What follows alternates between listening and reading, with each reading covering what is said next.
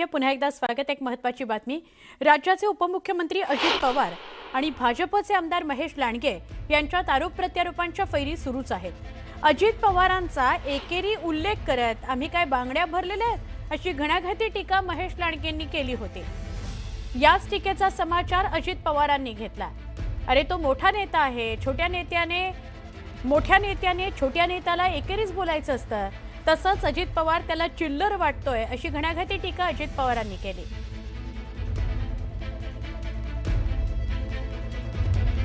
महाराष्ट्राला माहिती, मी जर कुणाचं ठरवलं तर त्याचा कार्यक्रमच करतो। अरे तू कार्यक्रम करतो तर आम्ही काय बांगड्या घातलं?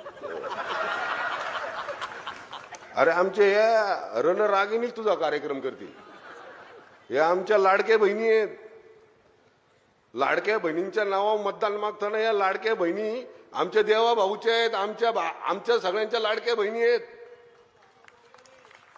आमच्या लाडक्या बहिणी आहेत या।